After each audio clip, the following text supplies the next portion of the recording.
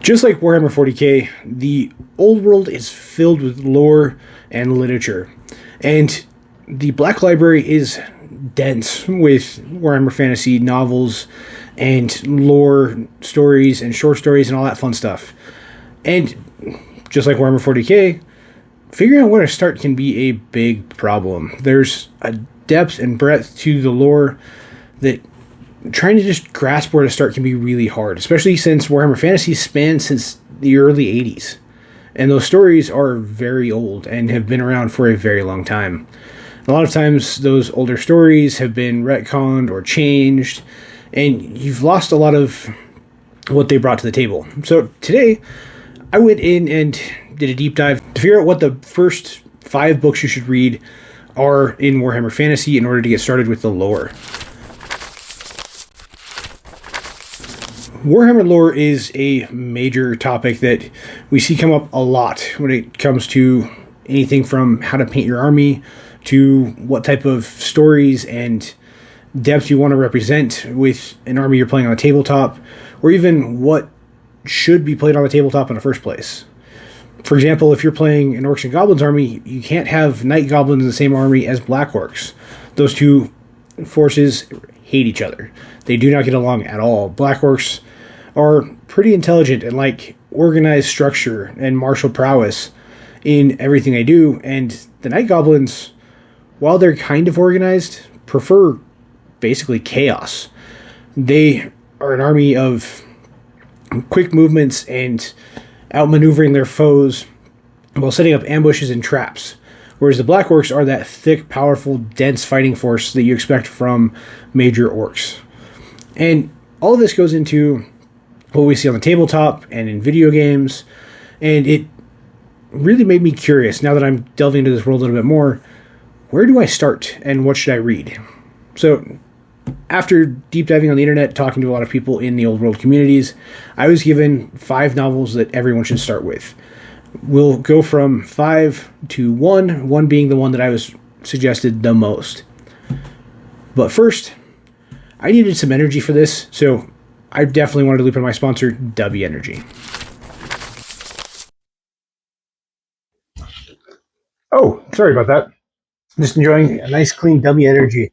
It's our new sponsor on this channel that I'm super, super excited to have involvement with. They're a clean energy company that specializes in unique flavors and a bunch of different varieties of products. In the past, I've had some health problems in my life, and I've become very particular about what I take in.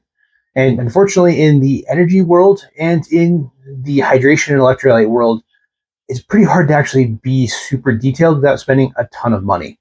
And that's why I enjoy W. They're a very clean and healthy alternative to your big energy drinks like Monster. But on top of that, they're actually designed with electrolytes. They also come with the electrolyte-specific version called W Hydro that is also a big part of what I take in. So I would definitely recommend checking them out at w.gg. And if you use code WARGAME, you can get 10% off any of your purchases. I also have a link down below in the description so you can go check out their starter pack. Coming in at number 5, even though for a lot of people this is actually the number 1 book they suggested, is Trollslayer. This Gotrek and Felix book is the first one in the series, and a lot of people really, really love this series. I got a lot of recommendations for it, but the number of recommendations for it compared to a lot of the other novels on this list was considerably lower. But the people who did suggest it were very, very adamant that, especially if you're a fan of the Empire of Man or Dwarves, you need to read this book. So I wanted to include it on this list and highly suggest this as well. Gotrek is a dwarf slayer, an oath-bound dwarf sent to avenge all of the grudges of the dwarven holds. He's a very adamant and fervent warrior and is driven by exactly what makes dwarves dwarves. But along for this journey is a human poet. After one very drunken night, this poet swore an oath to be Gotrek's eternal companion. And after that, Felix was stuck. The worst thing you can do with a dwarf is break your oath. Many of these stories are novellas and short stories that are collected in omnibuses throughout several different books. And that's kind of what you get here, is a series of short stories telling the tale of Gotrek and Felix. One of the things these short stories do really well is portray the horrors of the old world and the miserable life that a lot of people have living inside the Empire. It also portrays the stubbornness of the dwarves, the sheer destruction caused by the Skaven, and the brutality of chaos. So, if you're wanting to get a feel for the old world, this is a great place to start, and it does a really good job being represented on the pages here. The next book is one that was inspired by the Iliad, according to Graham McNeil. That is The Legends of Sigmar. Sigmar is the almost divine being who leads the way for the Empire of Man. He's driven and a legend, and oftentimes has been turned into almost a god. Obviously, if you know AOS lore and End Times lore, he becomes that. But in the Empire of Man, he's a hero almost akin to Arthur, as much as he is a divine being. Although the current leader of the Empire does wield Galmar as his hammer. And the Legends of Sigmar is a great way to learn about his lore and background, and what led him to become that being. In this book, you'll learn the very heart and soul of the Empire, including the Battle of Blackfire Pass, where humans and dwarves stood back to back against the endless hordes of the Black Orcs, and barely survived a tale to tell. You'll even see Sigmar's battle with the supreme necromancer, Nagash, and the brutality that led to him succeeding, ending Nagash's plans for a time, and to be welcomed by his people chanting his name. Just like Warhammer 40k fans will always tell you to read the Horus Heresy for that deep lore and background, the Legends of Sigmar is that for the Empire of Man. Without the Legends of Sigmar, it's a little bit harder to understand the motivations and understanding that the Empire of Man has and uses throughout the entire story. Next, let's get on to something a little bit more weird. At number 3 is the probably strangest book on the list that I compiled, but it was highly recommended by a lot of different people. And that is Skavenslaves. It's book 1 in the Black Plague Trilogy. In this novel by C.L. Warren, you have to forget everything you know about villains. You see the humanity and the striving to become better with the Skaven, while also seeing exactly what they're about and how far they're willing to go to accomplish their goals, which is as far as they can physically go ever. There is no line for the Skaven to cross that they won't cross. Even stabbing each other in the back, killing each other with plague, murder, all of that stuff is on the table for the Skaven until they accomplish their goals. When their goals aren't accomplished, they have to keep pushing. And that is what the Great Horned Rat teaches. And in this book and trilogy, you get to really see that showcased on a whole different level compared to everything else that you see from the stories with the Empire of Man, dwarves, elves, and anything like that. So if you're interested in the Skaven, or you like the more weird books, like if you're a fan of the Night Lord trilogy, I See You, or any of the Emperor's Children, or the Drukhari stuff, also See You. Some of those books make me wonder how many people actually need a little help. But this book and trilogy, from what I've heard, is kind of in that same vein. There's probably a little bit less other stuff, adult stuff, I can maybe say. While there's a lot more of the intrigue and death and murder and mutilation that you see in some of those other series as well. So, if you're looking for that to get into Old World, and you're maybe curious about what the Skaven even are, since there isn't a 40k equivalent or a good one, check out Skavenslaves.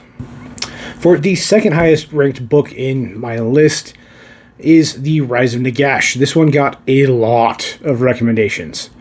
The first 2 books in this list were by far the 2 that I got the most recommendations from on social media and on my platforms and research and Reddit and all those places I looked for probably over a month. The Rise of Nagash is the story of how Nagash became the Supreme Necromancer and all the steps he took to do it. It's an omnibus of short stories, which was pretty common in the earlier days of Warhammer Fantasy.